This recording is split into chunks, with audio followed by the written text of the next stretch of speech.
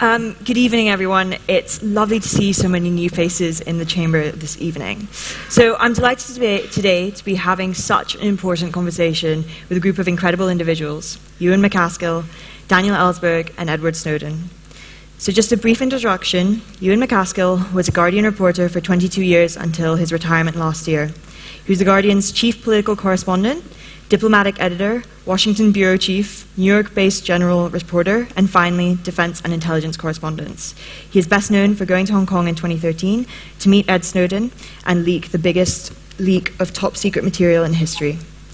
Daniel Ellsberg is a former United States military analyst who, while employed at the RAND Corporation, released the Pentagon Papers, a top-secret Pentagon study of US government decision-making in relation to the Vietnam War. That resulted in him being charged under the Espionage Act of 1917, along with other charges of theft and conspiracy, a judgment that was dismissed due to government misconduct and illegal evidence gathering. Last but not least, Ed Snowden is a former intelligence officer who served the CIA, NSA, and DIA for nearly a decade as a subject matter expert on technology and cybersecurity. In 2013, he revealed that the NSA was seizing the private records of billions of individuals who were not suspected of any wrongdoing, resulting in the most significant reforms to US surveillance policy since 1978. He has received awards for courage, integrity, and public service. He joined the board of the Freedom of the Press Foundation in February 2014 and was named the chair of the board, president of the board, in 2016. In September 2019, he published his memoir, Permanent Record, and today works on methods of enforcing human rights through the application and development of new technologies. So we're going to start off with some questions to all of you. So just to clarify, Edward and Dan are here on video link. So we had Catherine Gunn here a few weeks ago, and she spoke about how she received an email that was forwarded from the NSA asking GCSQ to gather intel about diplomats at the Security Council, and she couldn't stand by it, and that was kind of the point at which she decided that she was going to whistleblow.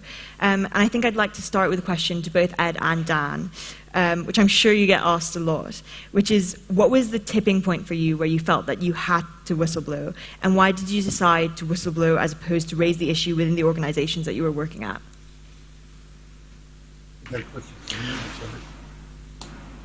Dan, do you want to take that one first?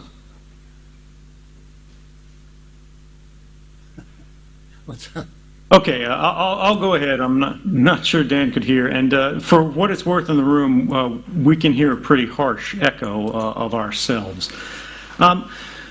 When I was looking at what happened, it took a very long time for me to understand it, and this is really a central topic of my book. We want to believe there's this constant cinematic moment that applies for all of us, that we see the golden document, and it changes everything we believe, and boom, it's done. You have to come forward, you run up the courthouse steps, and that's how it goes.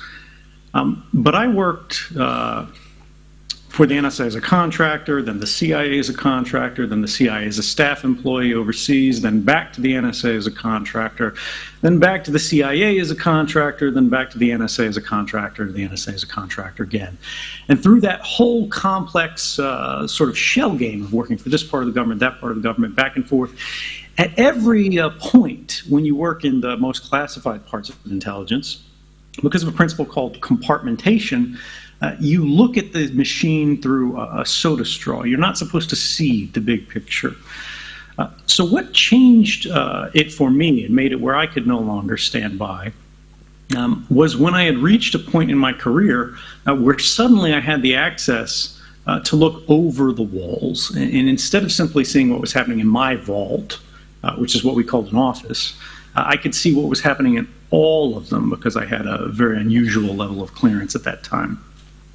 And then I was able to discover this secret legal history of the creation of the NSA's system of mass surveillance, a top secret classified program called Stellar Wind. This was an internal watchdog's report which had been suppressed and actually completely changed when it was released to the public. And once I saw this, that had interviews with members of government at all levels, including the most senior. It named names.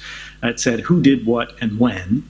And then I compared what actually happened to what the public believed to have happened, I realized that the government had deceived us really on a breathtaking scale, and I believe that that document was something that the public needed to see. And if you're interested, that actual document has been published in the Washington Post. If you look for the Stellar Wind report, like stars and wind, that's the code name of it, Stellar Wind. That's what drove me forward. I'm not sure if Dan can hear the questions, but Yes, okay. There we go. I'm struck, that your recent guest, Catherine Gunn, is a friend of mine and a hero of mine, like Ed Snowden himself. It behaved actually extraordinarily because she had the experience of seeing evidence of a request for criminal action to start a criminal war, an illegal war, come across her desk, and within 24 hours she had decided that she had to share that with the public in the hopes of averting a war. She did it in a timely way before the war with the real hope that Prime Minister Blair would carry out his commitment not to go to war without the second resolution by the UN Security Council. And actually her release did prevent that Security Council vote, and Blair went to war anyway to be in good with the United States, like so many others. In my case, and perhaps like Ed's, I was aware of criminal actions and lies and getting us into a war long before I did anything about it. So the question, I kept my mouth shut, like everybody around me. We were all complicit, in effect, in our silence by this act, unconstitutional act of getting us into war on false pretenses, wrongful war. And all of us, starting with the president, but all of us who kept our silence for years, we're actually violating our oath of office, which in this country is not an oath to a king or a queen or a Führer or a dictator, not even an oath to secrecy. It's an oath to defend our Constitution against all enemies, foreign and domestic. And by keeping silent when Congress was being lied to in that war, we were violating that oath, Constitution, which gives the power of war and peace only to the Congress. That's been eroded, in fact, ignored. Major thing differentiating our Constitution from that of the British when we declared a war of national liberation, the first one, the War of Independence. It was years later, really, after I'd been to Vietnam, I'd seen what the human consequences were of those lies and of that policy in Vietnam, and I was determined to try to get us out of it and stop it. That was my concern. I tried that first for a couple of years inside with the access to very highest levels in the White House, not the president himself, but people, Paul Rosdell in particular, just below the president and in the State Department and elsewhere, with no effect. When I read in the Pentagon Papers, to which I had authorized access, a McNamara study of the war, and I finally read the earliest part of those papers, which I put off, basically thinking they were less relevant, I discovered that our support of the French in 1945 to 1954, 9 years, had been very consciously supportive of a French effort to reconquer a former colony that had declared its independence, an anti-nationalist, an anti-independence effort, which was clearly contrary to American ideals, supposedly of independence and freedom in general, an imperial project which had no legitimacy whatever. And that continued to be the case when we took over the French role. So to me, all the people killed as a result of that war, and there would have been no war without U.S. financing it and finally taking part in it. There would have been no war without that, and that meant that all the deaths on both sides, seemed to me, had been unjustifiable homicide or murder. And that was a process that, in my view, I had to do everything I could to end quickly as possible, not wait for a graceful outcome or saving our face or whatever. Two other things, however, entered my life at that time. One, I had the example, which I think no other country has actually offered, to my knowledge, of 5,000 men going to prison nonviolently, evading, or rather rejecting their draft participation to send the strongest possible message of what I believe too, that the war was wrong, that it was wrong to participate in it, and they went to prison rather than going to Canada or Sweden or even declaring CO status. I felt the power of that action. It was a Gandhian action. Martin Luther King was the inspiration of many of these people, Dorothy Day in this country. And I realized that that was an effective way. I realized the effect on me, which was that it put the question in my mind, at last, what can I do to help stop this war now that I'm ready to go to prison? I took it for granted. I had several actions in mind, well, not all of which involved prison, which seemed even more effective. And I'll mention something that's extremely timely right now that I've rarely mentioned because it's become so much in the news in the last week. The experience of the president, Trump now, pardoned men probably charged and in one case convicted already of serious war crimes, of murder, pardoning them on the grounds that they were warriors that had been trained to kill and that it was wrong to prosecute them for killing. The exact same thing happened in 1969, just 50 years ago last month, when President Nixon ended the prosecution of some special forces, as in this case, by the way, special forces murdering someone they suspected wrongly of being a double agent. They had hidden that murder from their superiors. The superiors, in turn, had lied to their superiors, up to General Abrams in Vietnam. He had misled why he was having the trial, which was largely because he'd been lied to by the colonel below him. The Army of the Secretary of the Army, in that case, called off the case, saying that he had done it for various reasons, which was a lie because the president had, in fact, for political reasons, canceled that case.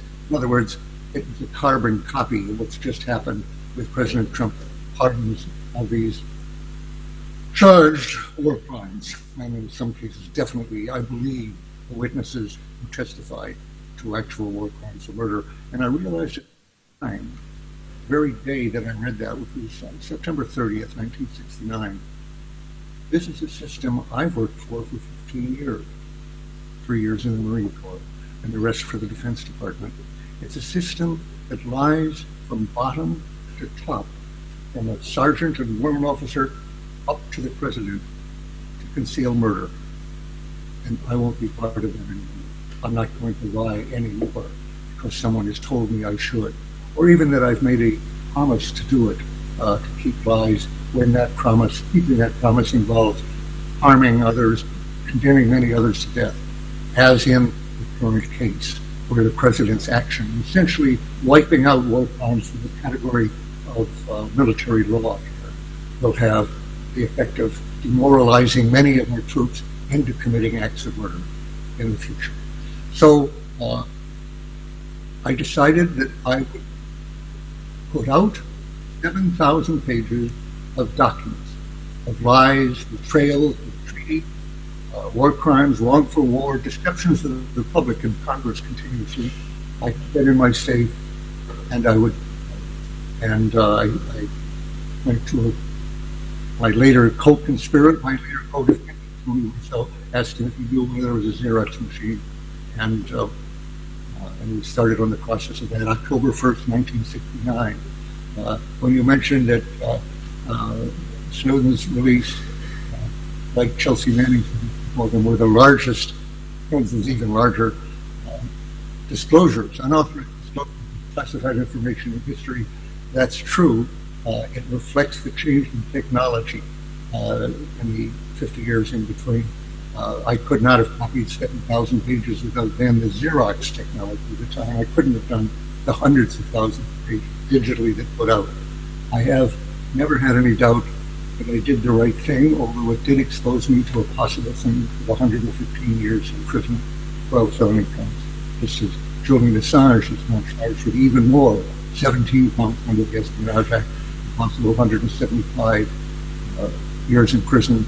He did exactly what he should have done as a journalist, using the material from Chelsea Manning and his course in 2010 of murder, a video entitled correctly Collateral Murder, which showed American troops committing an atrocity for which they were never tried or charged, killing more than a dozen unarmed civilians, including two Reuters reporters on the ground. The video showed this very clearly, and they're laughing about it. And for that, Chelsea, and other things, Chelsea spent 7.5 years in prison.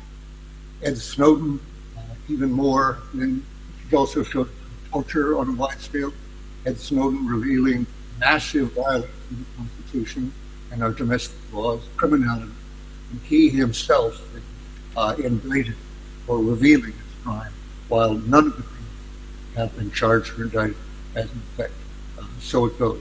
But Ed did the right thing, Chelsea did the right thing, Assange did the right thing at that time, and I did the right thing.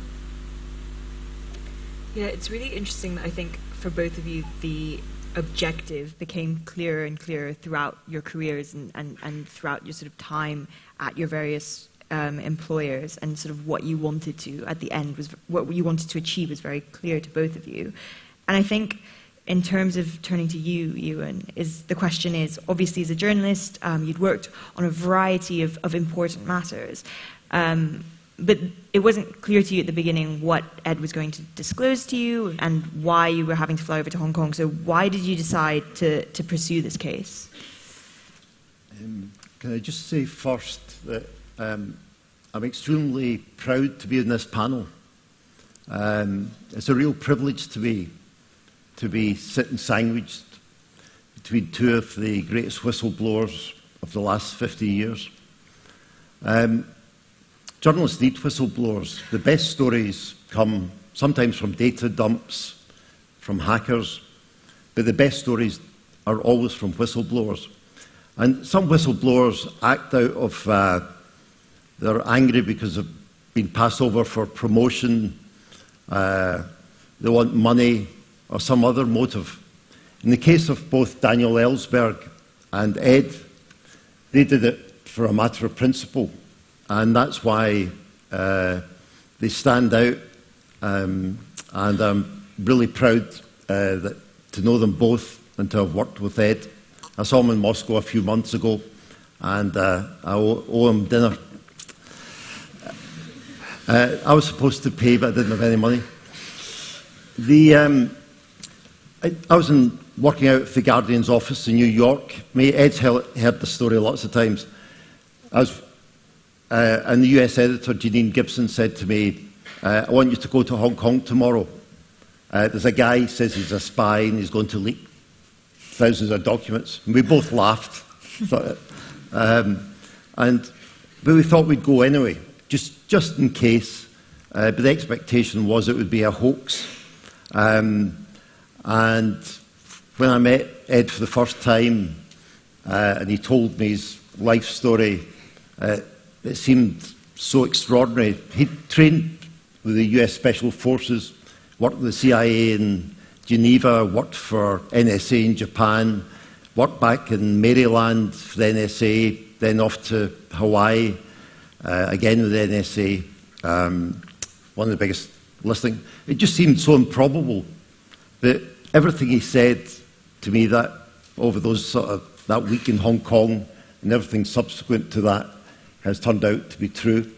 And I've met him lots of times since, and I'm full of admiration for what he's done and full of admiration for what Daniel Ellsberg's done. Just one last thing. There's no real consequences for me as a result of meeting Edward Snowden. There's sort of talk maybe closing the Guardian down or sort of throwing myself and Alan Rusbridger and other Guardian people in jail, but it was never realistic. But Ed and Daniel Ellsberg, it's the whistleblowers every time that suffer the consequences, not the journalists. If Ed leaves Moscow and he's back in the States, he faces the prospect of probably a lifetime in jail. Daniel Ellsberg was charged under the Espionage Act and again faced a lengthy jail term. Chelsea Manning was put in jail for 35 years. If they take Julian Assange back to America, he's looked at a lifetime in jail. I mean, this is totally wrong that the whistleblowers should face all the consequences. But I'm glad that the journalists so far have got off scot-free. I mean, kind of building from that point, I think in light of the circumstances that whistleblowers do face, I guess my question for Ed and Dan is sort of a more broad thing, is you had such clear objectives in what you did. Do you think it's worked, and would you do it again for both of you? I'll speak for myself on that. I did expect to go to prison for life when I began copying the Pentagon Papers. I was not aware of all the prosecutions. There was a good reason for that. I hadn't been in. I was the first person to prosecute on the NASDAQ or any other way for giving information to Americans. I didn't know that. And there was a reason for that. We don't have the Official Secrets Act that Britain has had, long had.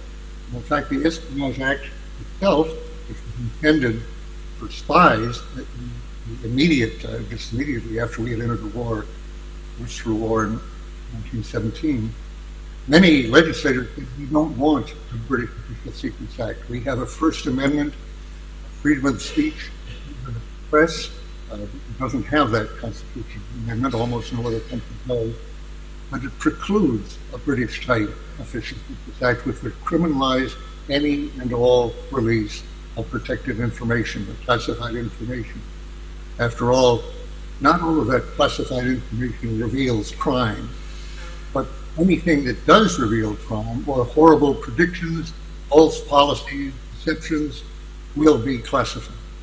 And really that information needs to be out if we are to hold our government accountable at all. But I didn't know any of it essentially when I actually copied the Pentagon Papers.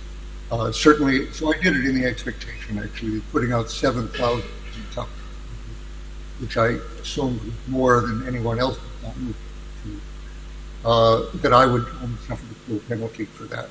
Now, would I do it again? No, absolutely. How often should there be a Pentagon paper out? I waited 39 years until Chelsea Manning put out her major, digitally produced hundreds of thousands of papers. In between, nothing at all similar, was very disappointing to me.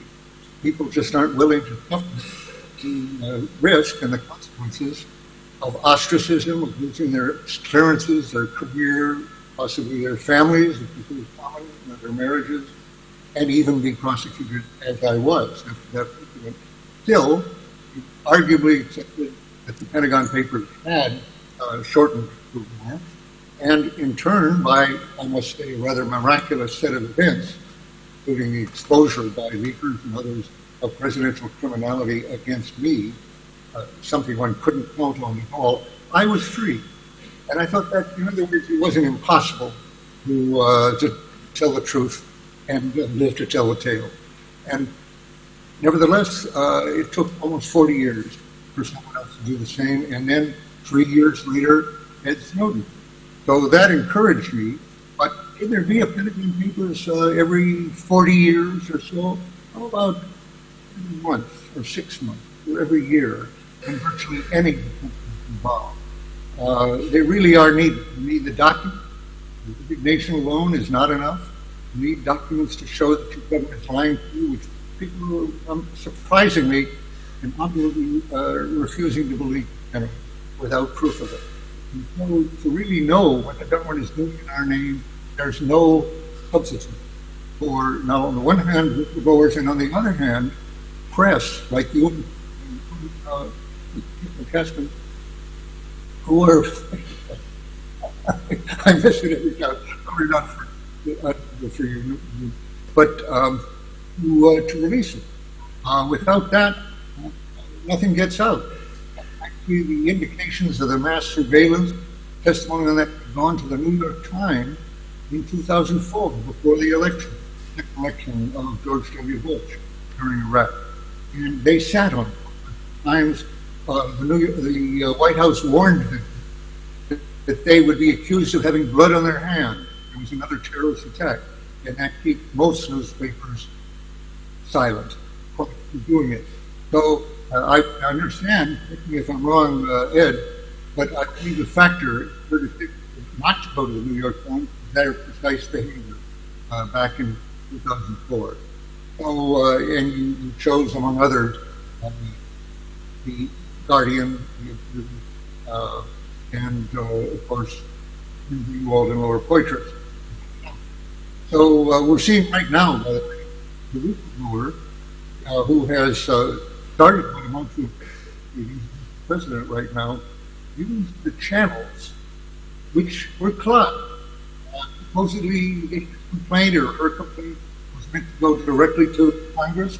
But in fact, the White House stopped the law. And only unauthorized disclosures, not using the channels, by leakers to Congress made them aware that this complaint existed and got it finally into the hands of Congress. So you need these several elements.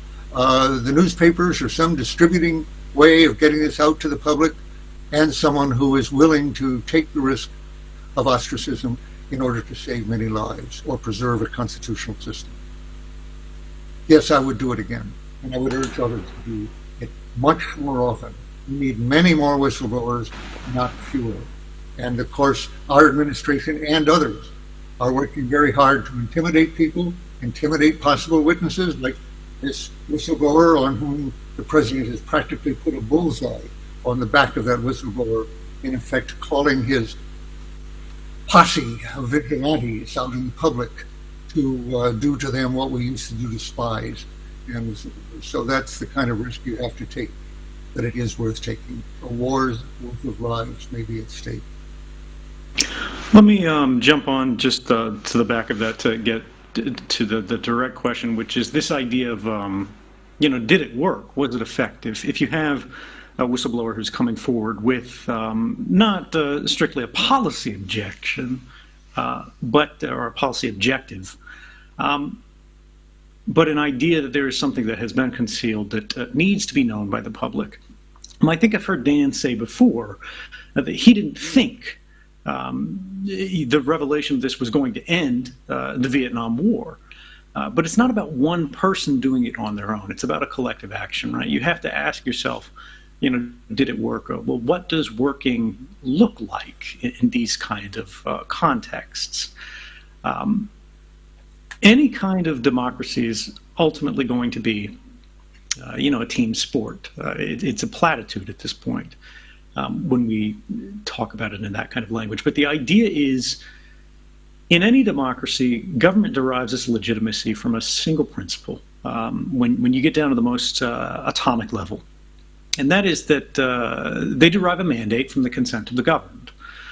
But whistleblowers posit that consent of the governed in these contexts is only meaningful if it's informed, right? What is the purpose of all of the pageantry of elections if we are casting our votes on the basis of lies? And I think this is particularly relevant in the UK today, where we see things like, candidates for prime minister or active prime minister are concealing information about the National Health Service. We see it happen in every country again and again. This is a constant battle for information control today. But when we look at that baseline dynamic and we look at what whistleblowers are struggling for, it is not strictly to end a policy. It is not strictly to end a program. It is to retain for the people a level of control over the future of their society. It's a struggle for the agency of the public relative to the government. And this is something that I think people misunderstand broadly, at least about my case in 2013.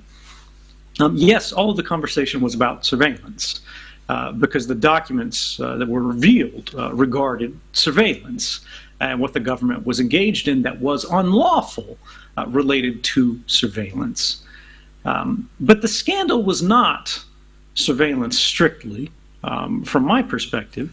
The scandal was how government had been able to abuse the state secrets privilege and the general opacity of the structures that exist in the modern world to enact an enormous program that completely changed the borders of our rights, right? The boundaries of what we can and cannot do relative to what we believe we can and cannot do. And it happened entirely in secret. It happened without a vote. It happened without the awareness of the vast majority of members of Congress in the United States, to say nothing of the public, to say nothing of courts, to say nothing of journalists. Even in the executive branch that nominally directed these programs, very few people understood that it was happening. And so I think this is what we need to remember, is a whistleblower can be effective in the micro scale. They end a program, they end an abuse, they even end a war, which is a tremendously valuable public service. And yet, on the macro scale, the issues are much larger. We need to think about the accountability for, well, how did that program come to be? How was that war launched and sustained? And how do we manage that, right? How do we construct a system of checks and balances to arrest the process that puts us on that slope?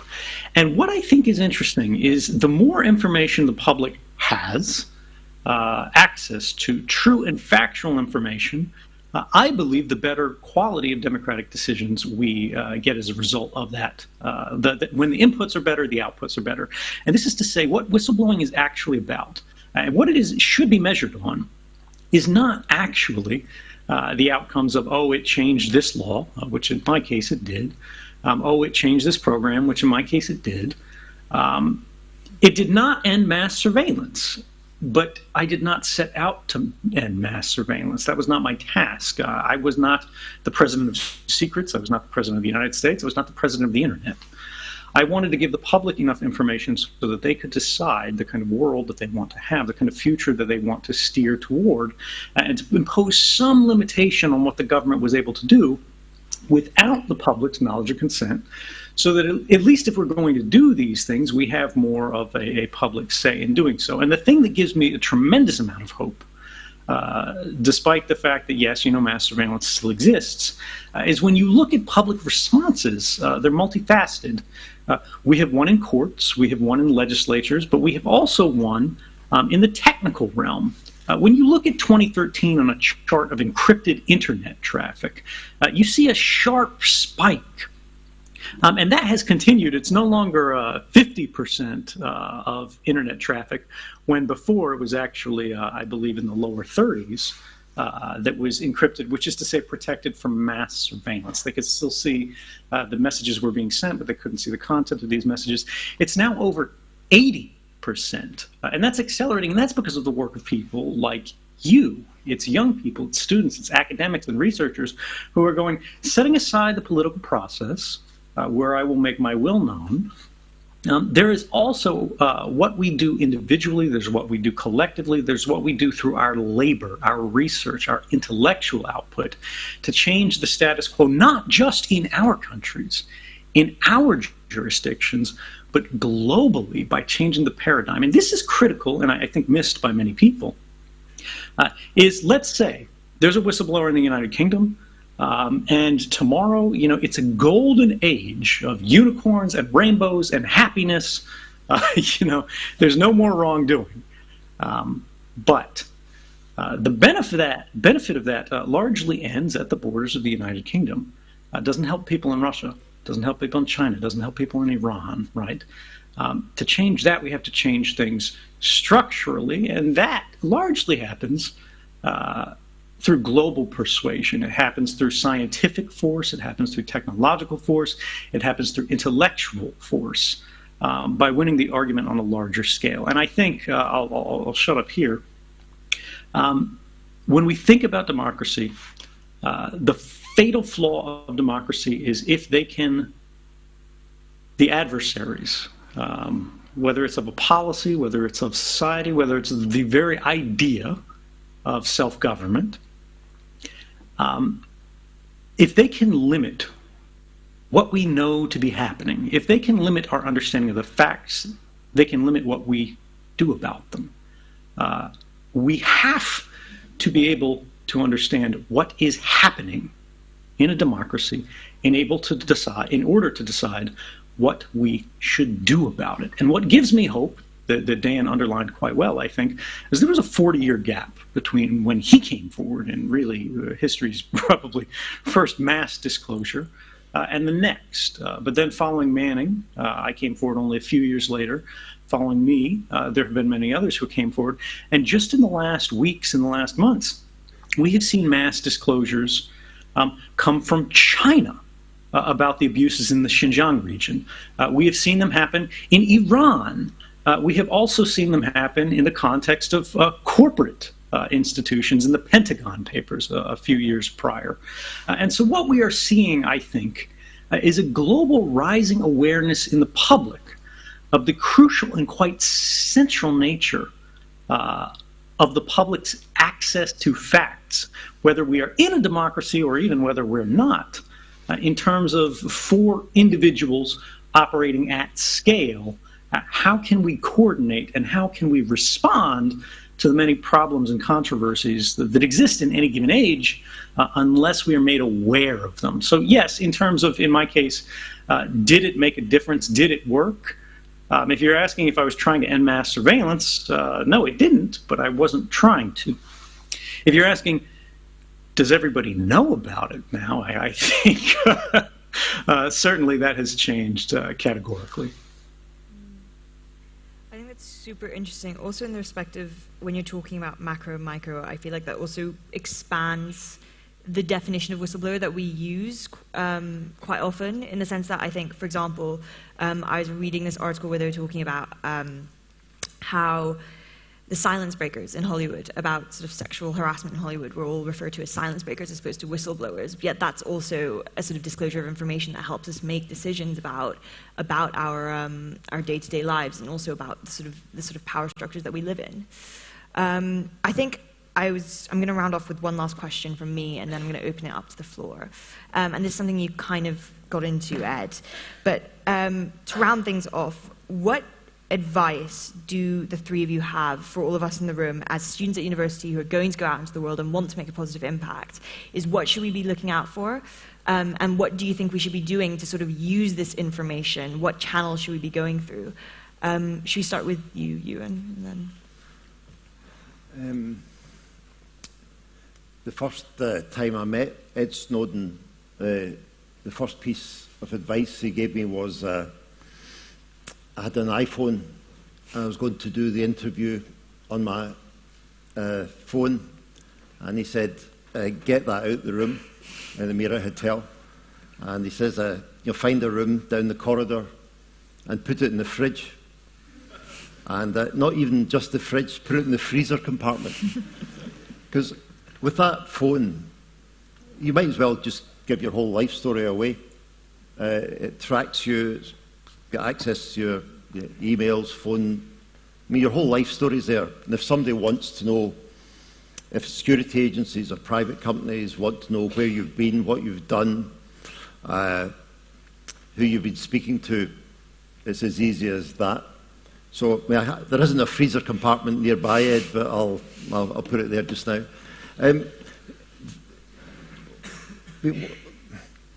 What Ed did, he's been consistent. At the time in Hong Kong, he didn't say he wanted to end mass surveillance. He said that he thought the world should be aware of it. I mean, Ed's been quite modest. The legislation has changed in Congress, banning the mass surveillance of phone calls, bulk data collection, as the intelligence agencies prefer to call it. But I mean, it doesn't apply to emails. So, and most of the communication now is by email rather than phone calls. In the UK, GCHQ have changed the legislation as well. But all they did was to make legal the illegal things they were doing before. I mean, when they hacked people, and they said they didn't, they passed legislation not to protect citizens or protect individuals. They passed legislation to make legal what they were doing before.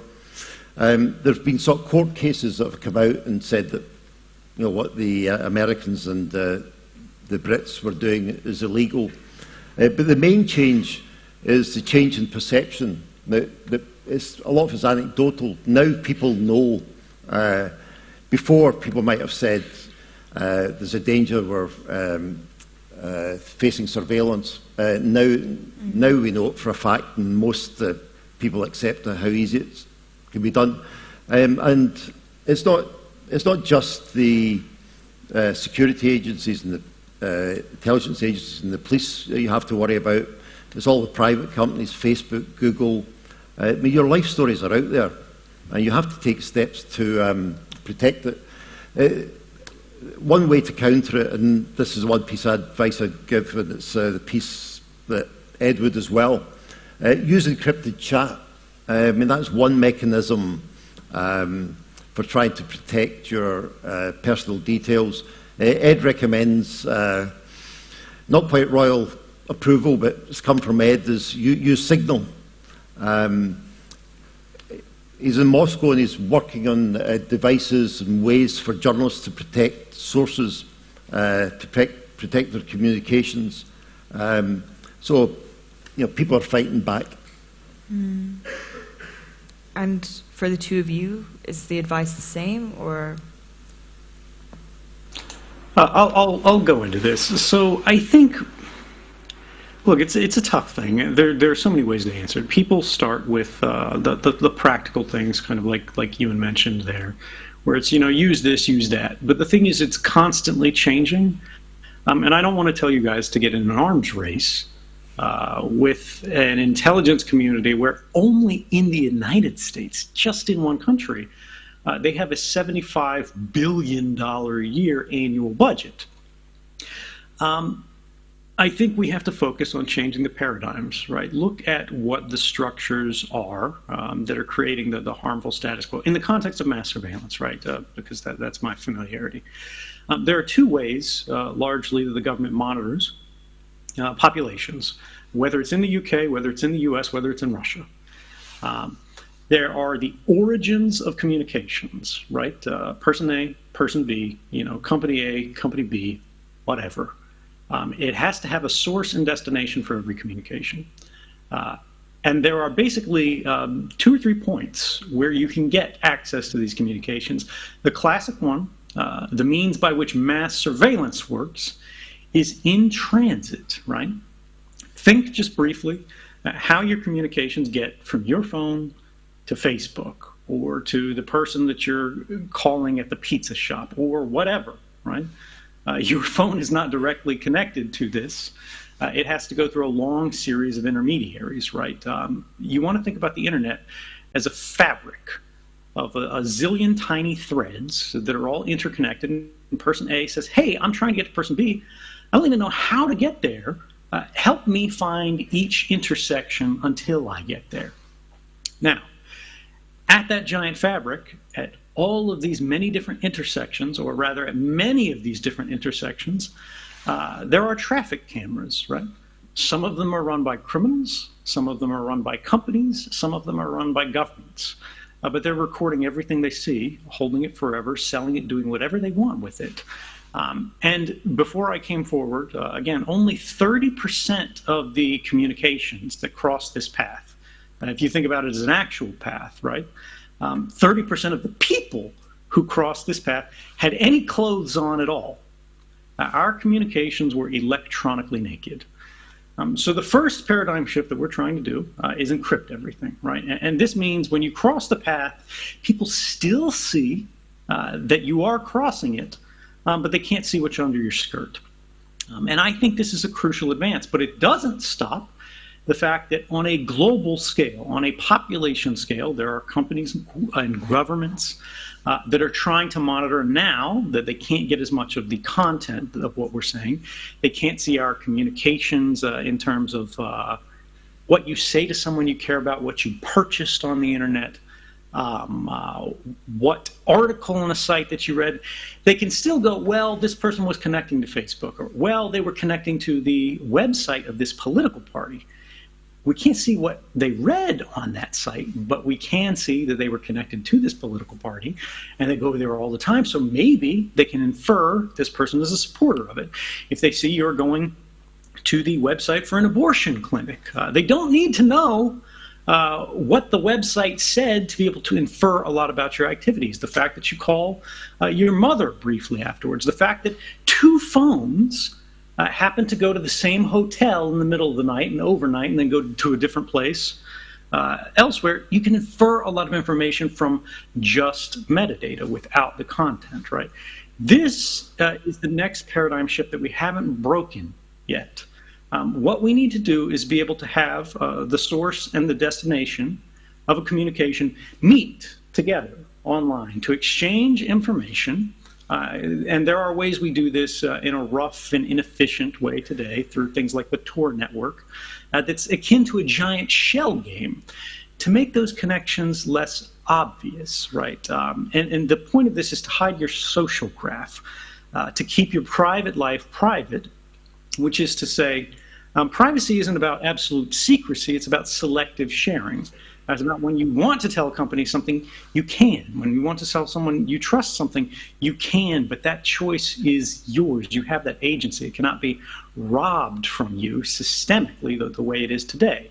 The other ways they can get these communications are to go to the transmitters, that source and origin of the destination, and steal it directly from those devices.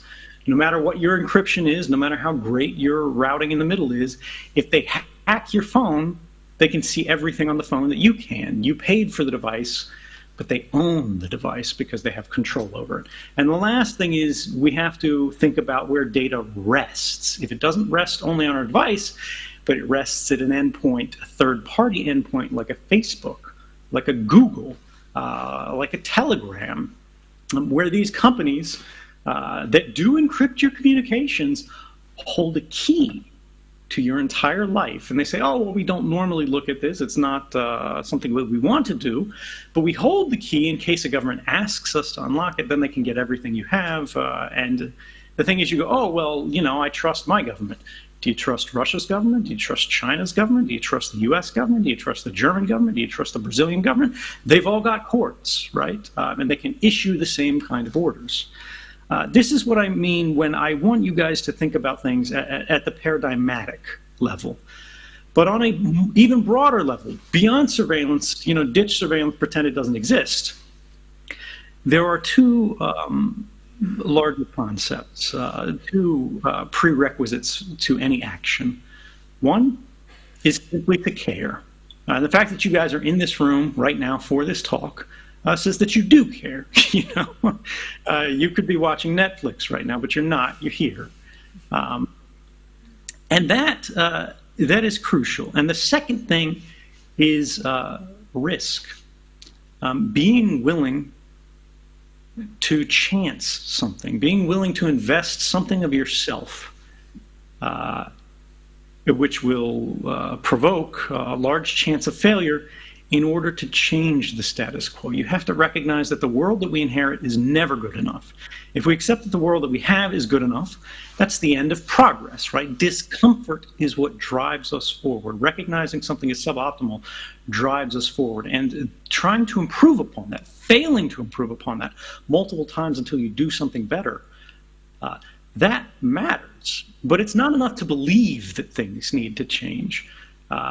You have to be willing to stand for something. You have to be willing to dare, to risk, and to pay that cost, even if it is simply the cost of effort, even if it is simply the cost of an uncomfortable conversation with your friends or family or your loved ones, to persuade them as to the importance of something that they don't understand and they don't care about, to make it relevant to them, that drags us out of the jungle of history. It's very, very interesting as a perspective. I think also, I mean, thinking about paradigm shifts, it's incredible to see like where we are today versus where we were 10 years ago on this issue. And I think it also, I mean, just to return to the Me Too example, for example, you can see that paradigm shifts happening there. And I think it's very awe-inspiring and you know, makes people have a positive outlook on the future. I think just in order to allow for one audience question, I think, just given the time constraints that we have. Ed and Dan have kindly decided to stay on for an extra 15 minutes, given that we were working with the tech for the first 15 minutes of this talk. I'm going to try and open up to the floor, and then we'll try and get answers from all three of you on the question that they're asking. So would anyone like to ask a question? Please raise your hands. Shall we go for there? Yeah. Can you please wait for them? Yeah, because they won't hear unless you're on the mic. Hello, my name is Shahzad, and I have a question about what do you think about the future of AI and its social impact in terms of mass surveillance? Thank you. Thank you. We might be able to get another question because I'll try to go through this one quickly. When we look at artificial intelligence, deep learning, machine learning, what we're talking about is, for those who are less familiar,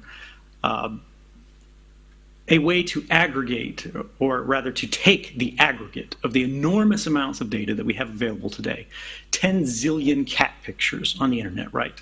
And crunch them basically through some linear algebra to do things like go, what are the edges that exist in all of these images that are common to pictures of cats that are not common to any other pictures, pictures of cars, pictures of dogs, pictures of whatever.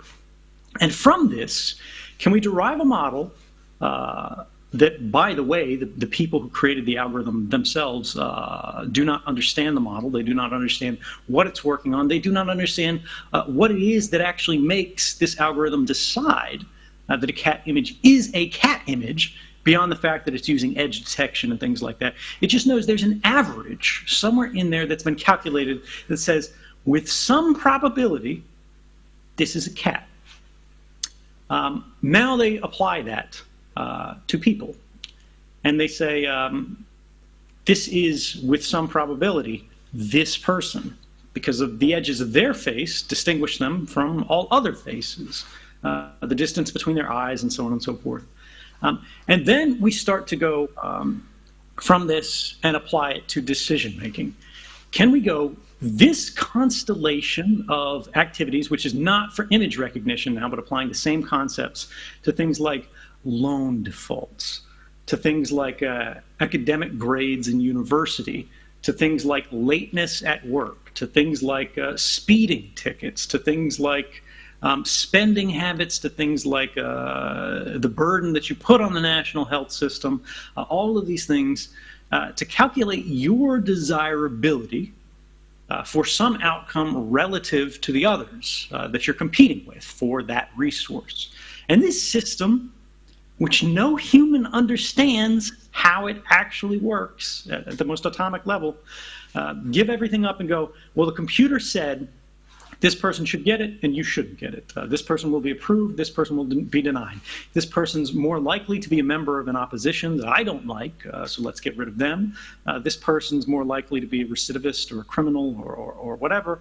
And then we go, well, with some probability, the machines seem to do all right by that. Now, what about the false positives, or what about the false negatives? What about the fact that some of these things don't work at all? For example, we've seen facial recognition researchers trying to go, these faces are the average for someone who is homosexual. And these faces are the average for someone who is not. And from this, therefore, you can input a face, and we can predict whether this person is more likely to be gay or straight.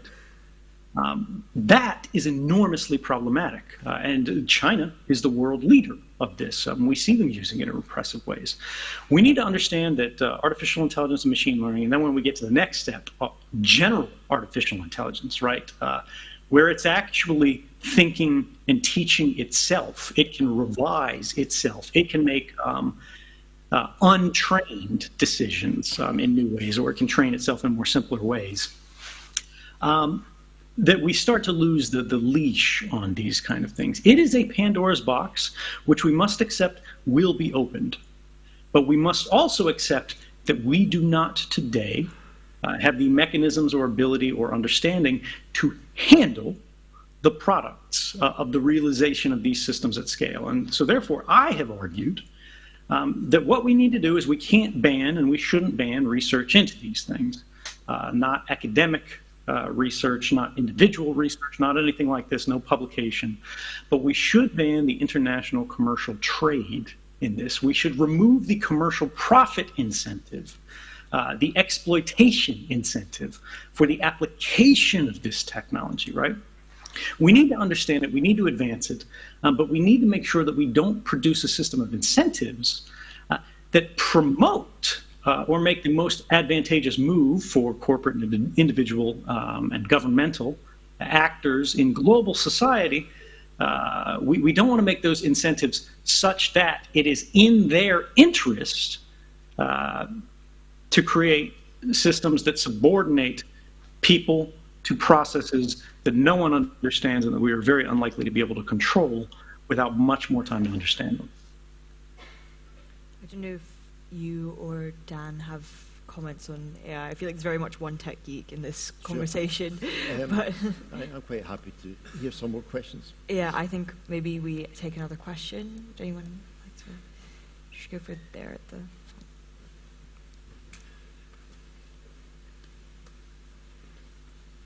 Thanks. This question is for everyone, but particularly Mr. McCaskill.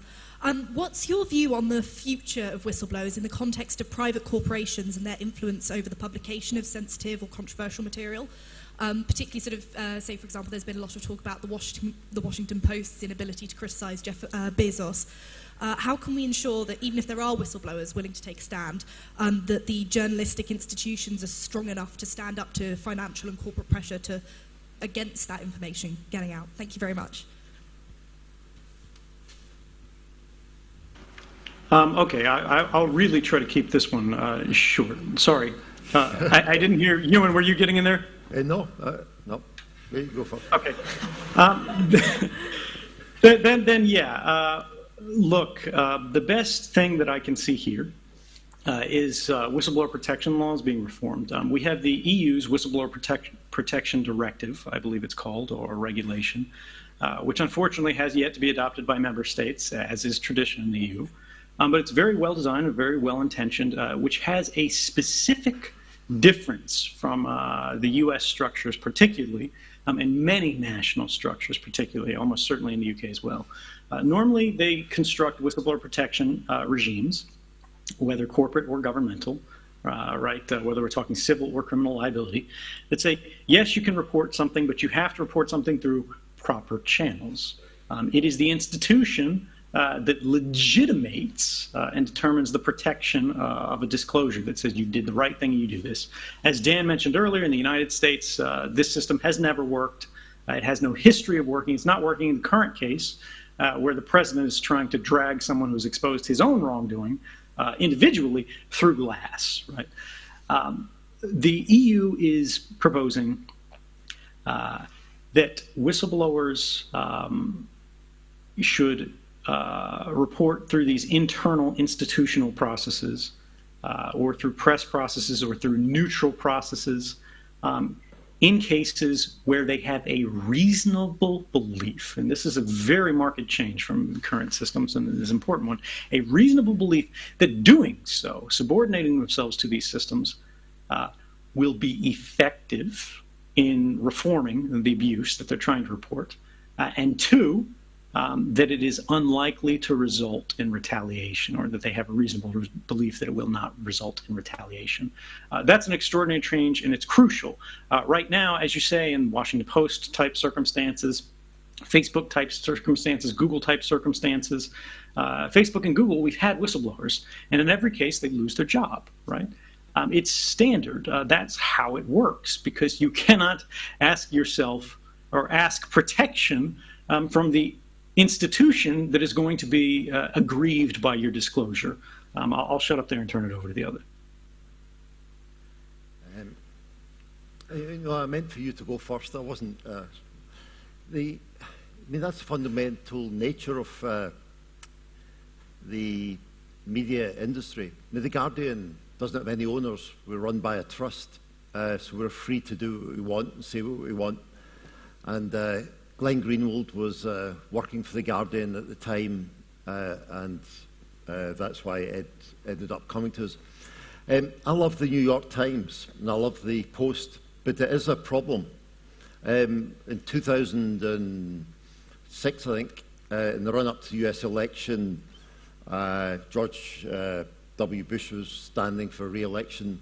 The New York Times, a whistleblower went to them and with information about wireless illegal wireless tap, and they sat on it for 18 months. The election was over because the security services or someone said to the editor at the time, you'll be undermining national security.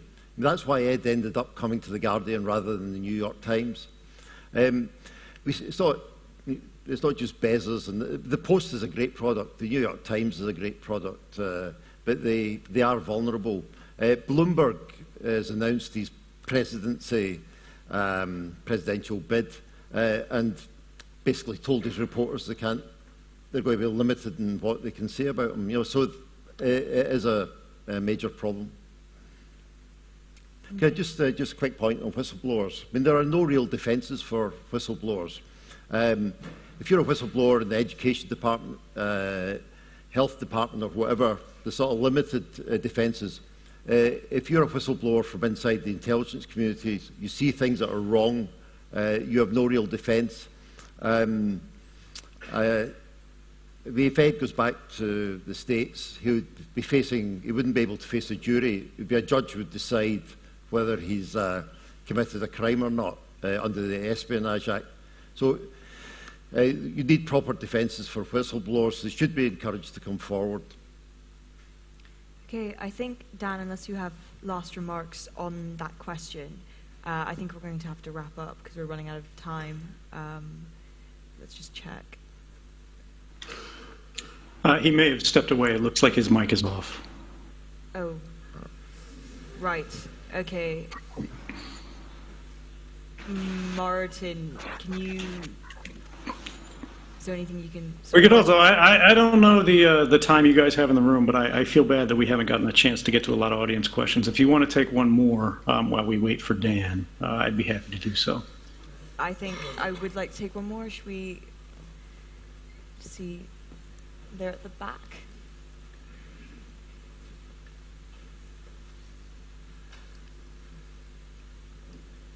Hi there. My name is Keshav Nera. I just have a question for Ed, if I may. What's your opinion on end-to-end encrypted services such as WhatsApp? Do you think they have a place in the world, and do you think they're going to survive with governments increasingly putting pressure on trying to get a backdoor into them? Oh, that's a great question. It's a very timely one. I actually just wrote a opinion piece in no less than The Guardian on this very issue. It's what I talked about before, about there are the 3 points of interception. There is transit, there are endpoints, and then there are these middlemen, these silos that hold things. For those in the audience who are not familiar with it, end-to-end encryption is where the only people who hold the keys to unlock the content of a communication are the originating device and the receiving device. Even if the communication itself is held by middlemen, the middlemen don't have the key to it. So it's like a package that they can't read. This has been the solution that has been proposed by a lot of technologists to the problems of 2013, where we saw all of the largest companies in the internet were sort of cooperating against the public interest. We saw groups like the British version of the NSA, the GCHQ, were just outrageously intercepting any communication they could get their hands on, including people's webcam images, and they found out it was just tons of naked people, and they didn't really care. They kept the program running for a long time. Then we look at things like how this was applied, what kind of targets were being paid for. And in the British case, at least, we saw that the GCHQ wasn't using these powers so much to go after terrorists, to go after criminals, to go after militaries, as you might expect.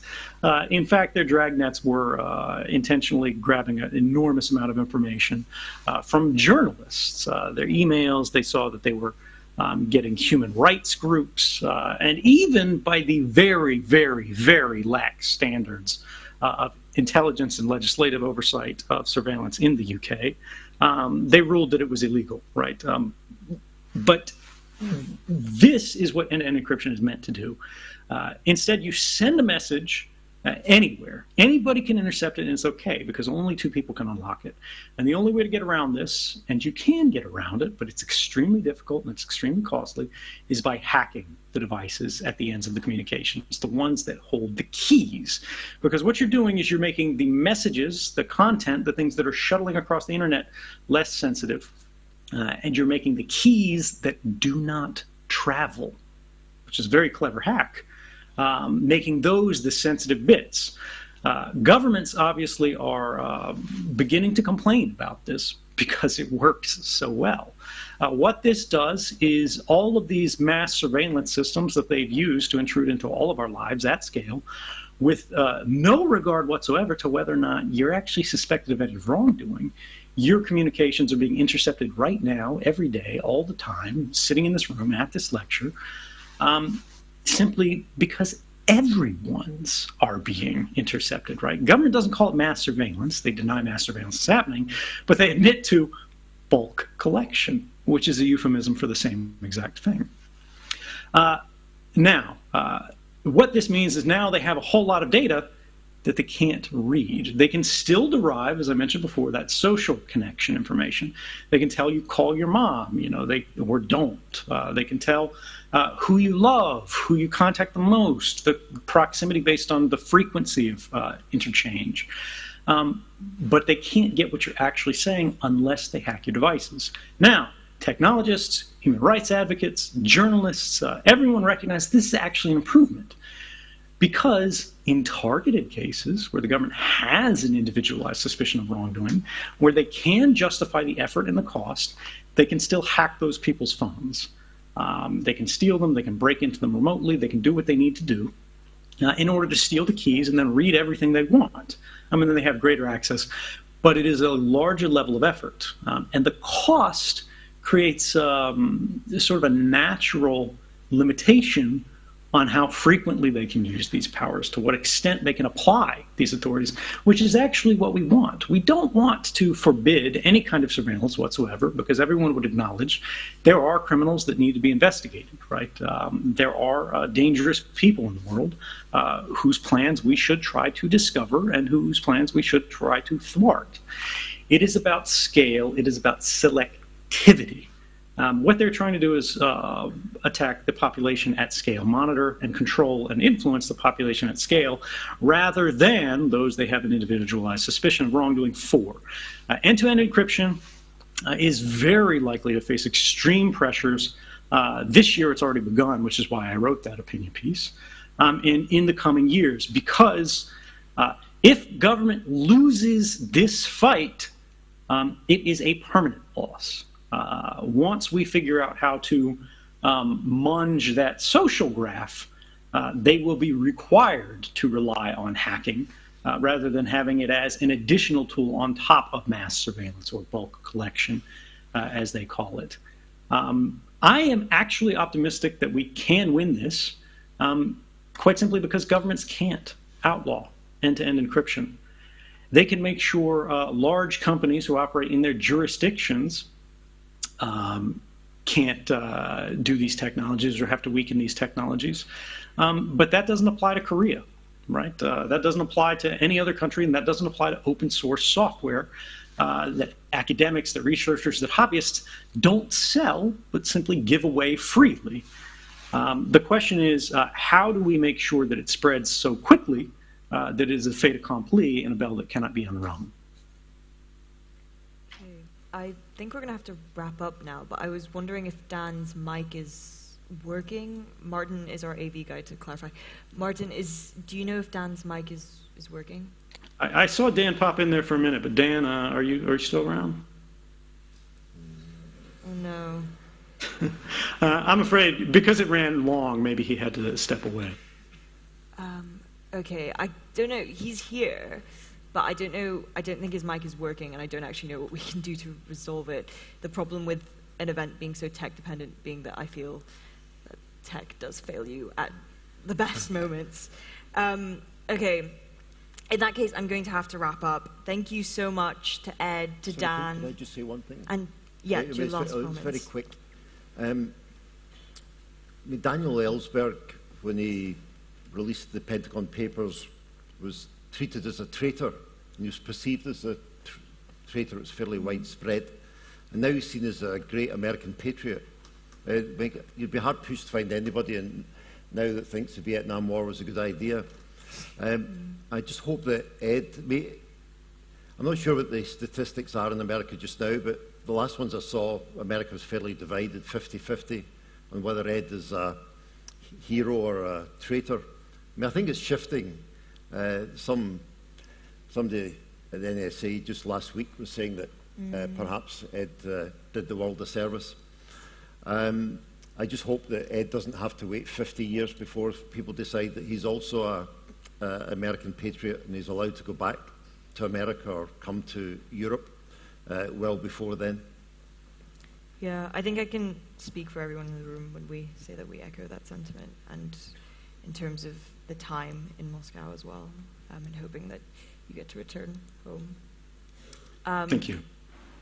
And thank you to you again. So thank you to all of our speakers, to Ewan for coming to Cambridge, and to both of you for Skyping in, or video calling in rather, more accurately. Thank you also to our AV team who have worked hard to make this event possible, and thank you to our stewards for helping out today. We hope that you all enjoy the event, and yeah, thank you very much.